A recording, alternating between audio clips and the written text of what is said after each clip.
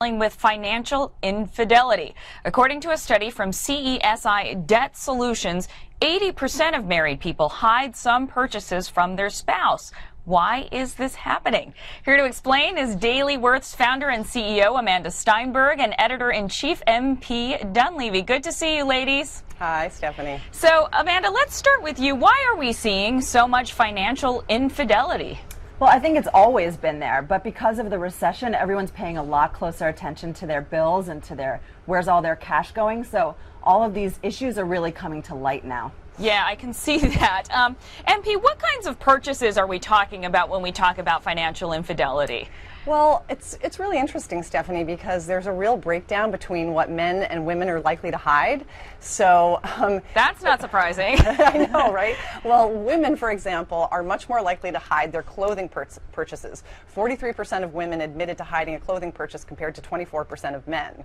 And I think you can say something about that. Yeah, I'm guilty. I've been that woman. I've bought a dress, and rather than bring it in the shopping bag, I've stuck it in my laptop bag and hope my husband didn't see it. You know. Yeah, I hear you, girl. I hear you. And we're not just talking about clothing when it comes to women. Also, accessories and handbags and shoes and stuff is included in that percentage. Exactly. And men, you say, hide alcohol? What's that about? I know. Well, apparently, men are twice as likely to hide alcohol purchases and also music downloads compared to women. Far more. Yeah, it's really strange.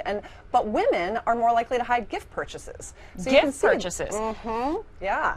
And you know, there's a real division between what we feel ashamed of and what we're afraid our spouse is going to jump on us for. Okay, you also say that there's this dating website hiding.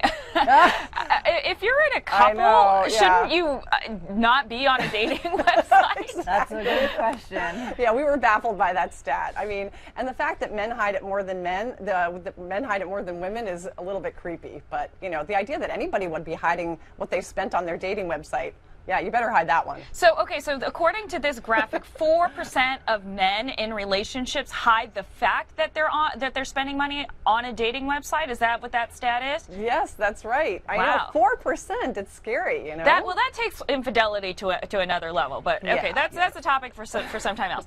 How can you spot financial infidelity, Amanda?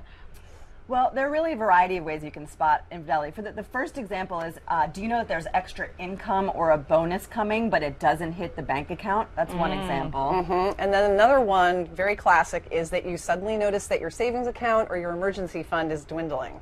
Yeah, and also monitor those ATM withdrawals. Is there $100, $200, $300 being repeatedly withdrawn from the ATM that can't be explained? Yeah, exactly. If there's a pattern of that, that's really bad. And another one that's, you know, we're kind of like going down the ladder here, but, you know, it's really bad if you notice that, when was the last time you saw a Visa bill? You know, if you start to notice that bills and receipts are not showing up.